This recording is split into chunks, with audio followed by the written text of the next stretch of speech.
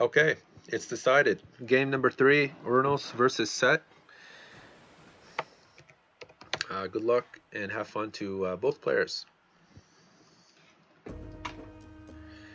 Here we go. We got Mediterranean this time, and it's going to be interesting to see how Kimo plays on this. Now, he did lose that last water match to Illuminaze, but we're going to have to see how well he does here. He did choose Uranos the first time he's picked an Atlantean civilization for game number 3. You know, we had game number 1, Isis versus Zeus. We had game number 2, which was Ra versus Zeus, and now we have Uranos versus Set. So already we got these docks being built, and they've covered 3 fish, and so the placements of the docks are pretty good. No complaints there. Do have some chickens. We got a safe gold mine for Illuminaze. We got some pigs being picked up. Now, since this is gnome patch, there is not going to be as many pigs as the fan patch Mediterranean, but there is still going to be a decent amount. I think around 6 pigs or so for each player. 6 to 8 pigs, I think. We do have a more exposed gold mine for Kimo.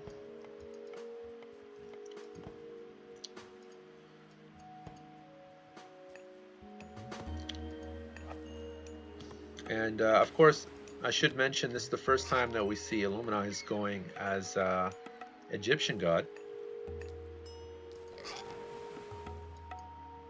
Now, Set is very powerful. It is considered to be one of the most powerful civs in ESO patch.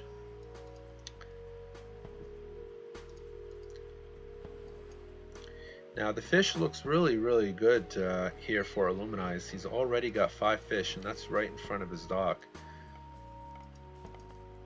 And he's already building his temple with 1 dock. So I'm assuming we could perhaps be seeing a really quick classical age here.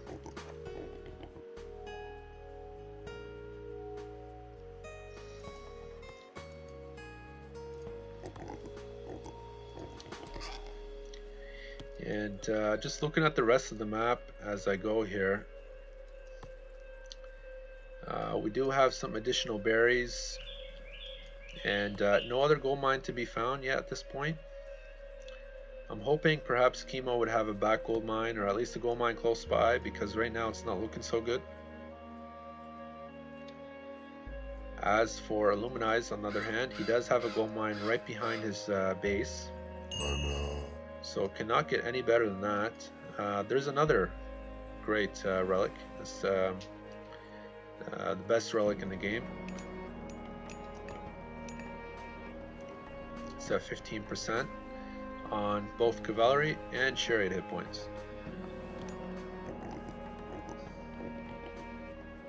That also counts for Terma as well. So whoever gets that definitely has the advantage.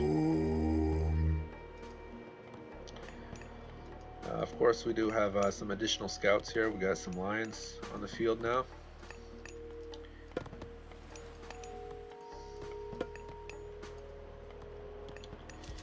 And just taking a quick peek at the fish here. It looks quite even, I think. But I think Kimo's got the upper hand here in terms of the fish placement. He does have 2 and 6. That's 8 fish. I think it's pretty even though, because they got 3 and 3 here for Illuminaze as well, and 3 here, so that's 9. Just use shifting sands. He's almost got a villager there. It was very close. Close call there by Kimo.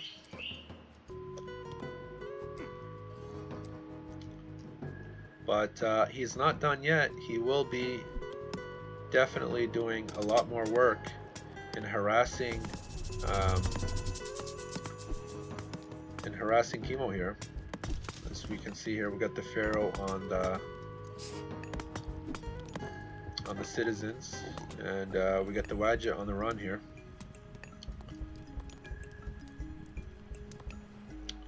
And we already have these boats, these attack boats in the forward. And as for Kimo, he does have 3 garrison fishing boats, and he's popped. He's got 2 Tyranids, but he's popped. Looks like he will lose a Wadjet and perhaps even a Pharaoh.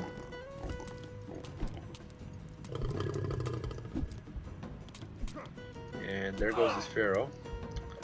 At least he was able to take down a couple units here, but I'm not sure how useful that shifting sands was. But it did put Kimo back on his heels. As we see in there, he was popped for a little bit, and he does not have constant boats being made. He does have, that's how many? He has 3 boats inside this dock and 3 in this dock. So I think what's going to happen here, he's going to surprise him. Wow, that's quite a few boats here. Very good micro here on both sides. But if Illuminaze wants to keep up, he better be able to pump out from both of these docks here. We've got 7 against 6 arrow ships.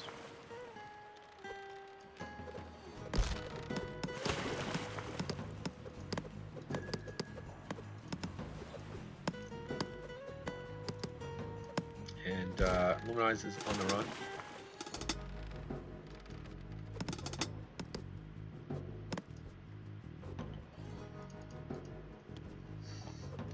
Yeah, I kind of figured out why he was making ships only from 1 dock. That's not too good. So what's happening now is that he's outnumbered, and Kimo is making a comeback. Rise does have a couple units up in the forward.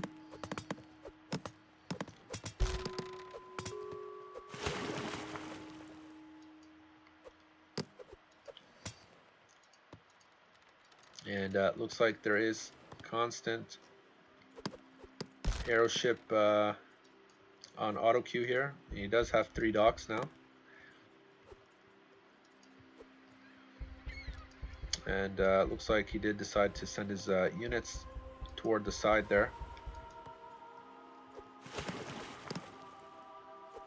Now Illuminaze lost most of his army, unfortunately, carelessly, I would say.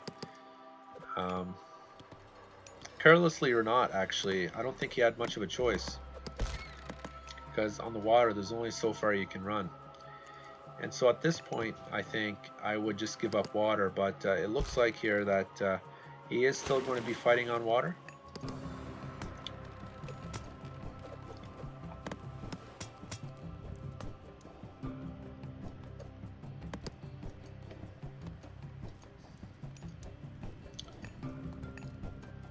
Perhaps maybe Illuminaze could go heroic age anytime soon here. He does have that armory almost built.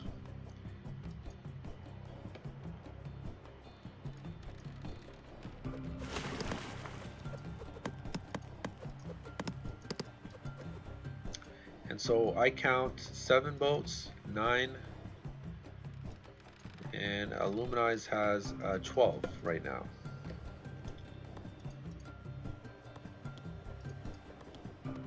And I count 4, 8, 10, and that's 11 right there. And that's his 12. So he's going to need, yeah, and that's the 12 boat right there. So if he was to make that, he should be able to push through.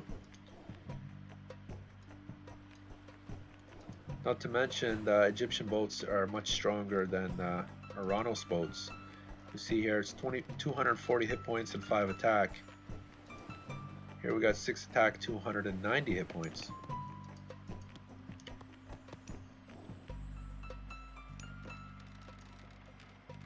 But the Oranos boats are cheaper. They are 80 and 40 gold, whereas Egyptian ones are 150.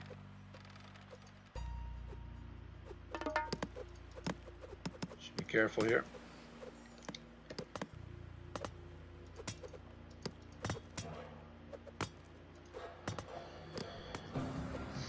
Now Illuminaze should have a big surprise here with boats, since he's got 5 and 6 now inside of his docks. And Kimo is not making any more boats. Do have a second TC now by Illuminaze, and we'll look on this side. His third TC, Kimo's already building a forward on it.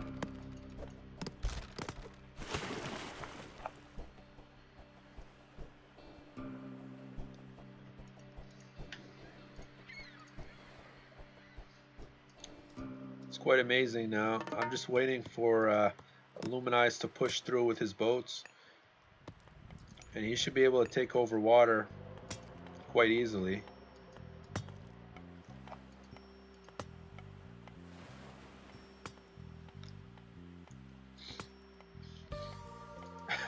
That's pretty funny.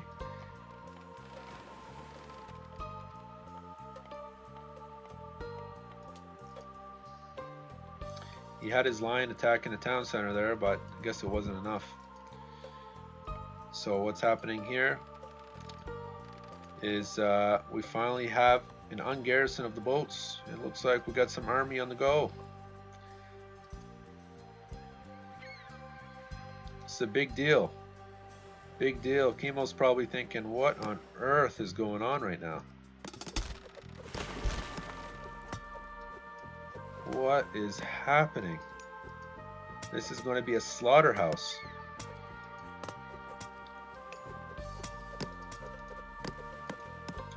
This is going to be a big slaughter.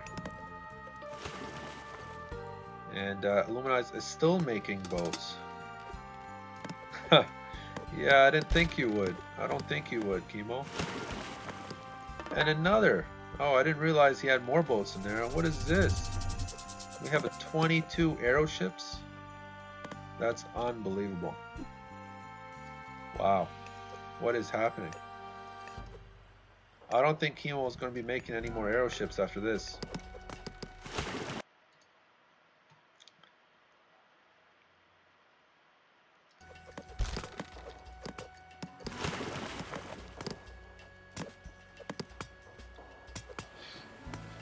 So while he takes care of those boats, Illuminaze is making a huge comeback.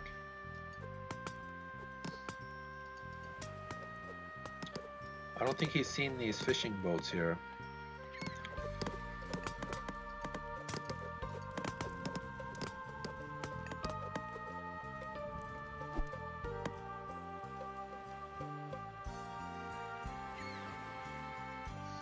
There goes the last boat that just sunk to the bottom of the sea. And Illuminaze does find these other fishing boats. And of course, we can't miss out on the action that's happening down here. I'm not sure exactly if he's going to go heroic age anytime soon here. Okay, he's finally making fishing boats.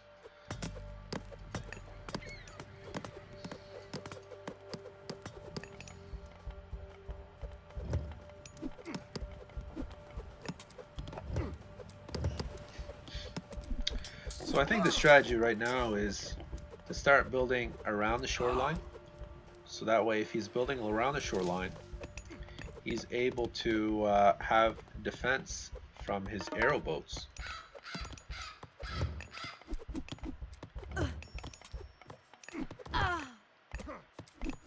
This is actually quite dangerous for Illuminaze. You should be careful. I don't know what's going on with this pathing here. It's not looking too good. But we do have some additional walls being built on this side. And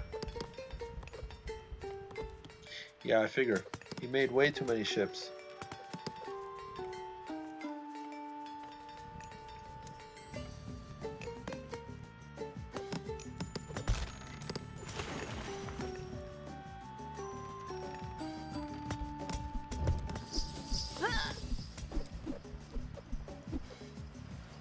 So 1, 2, 3 TC. Kimo's got his 3rd TC, and he's now Heroic Age.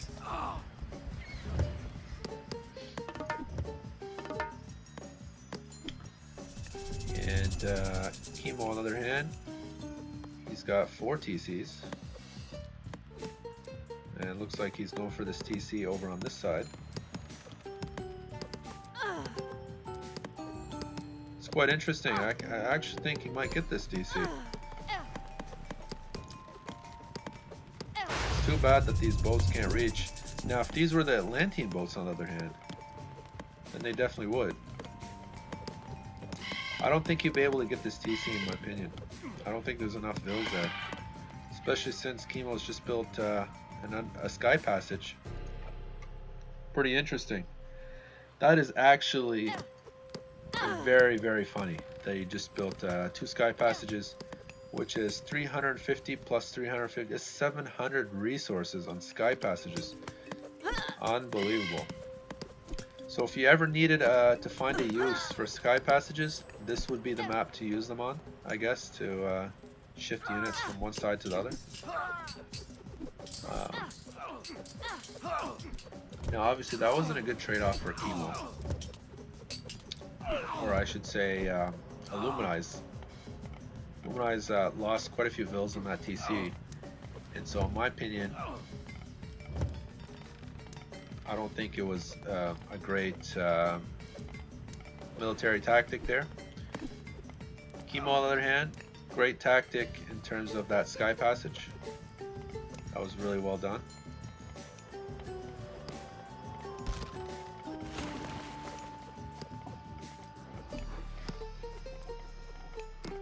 Now we gotta take a look at the side here. What's happening on this side? I don't know what's going on here. I mean, Illuminaze has been using way too many villagers to attack buildings. You'd think that he would get Heroic Age.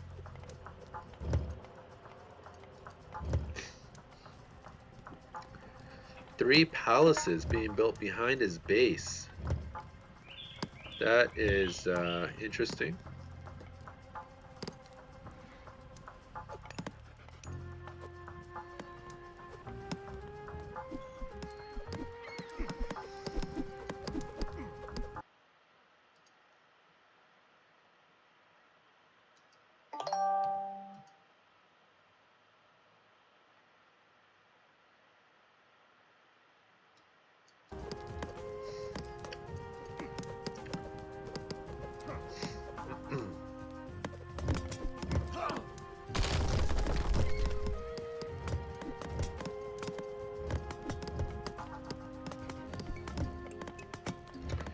And you know, Illuminaze is just trying to defend himself at this point with these towers.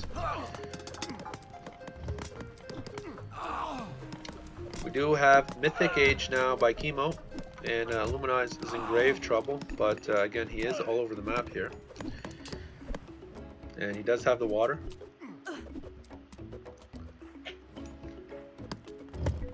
But his main base is not looking good.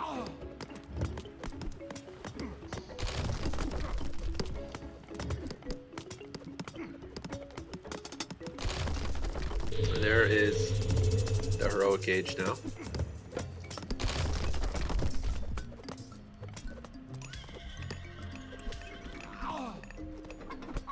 I have to say, Illuminaze is having great trouble dealing with this. Got three palaces right behind his base. And you got all these boats taking up population. And of course, we got this Tartarian gate on his coal mine.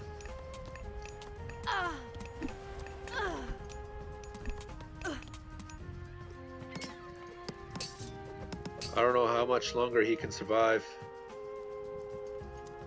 Unless he's got a special trick up his sleeve. We do have 2 siege works being built here in the front. And of course, mercenaries being queued up, but he does not have enough gold. We've already got some copper weapons and bronze weapons as well. But as for Illuminaze's army, we don't have any upgrades except for the medium spearman upgrade. And that was a good game. Illuminaze couldn't stand the pressure. He lost his main base, or is losing his main base. But as we can tell from the chat here, I do agree with what he's saying. He didn't make docks, or he didn't make boats from both docks early on. He was only spamming the arrow ships from one dock instead of both. And so what happened was he got outnumbered, and he had to invest into a huge fleet later on just so he could come back. And then what ended up happening was it was a little bit too late for that, because he was already at that point that Kimo had a great economy. He was stabilized, and he already had 2 TCs at that point. And moreover, Illuminaze made way too many arrow ships, which took up population, and he just didn't need them. And so he had to probably delete quite a few of them, I'd imagine. So good game, and that was 2-1. That was game 3. And of course, now that we know it's a best out of 5, we do still have potentially a couple matches left. So let's go on to game number 4.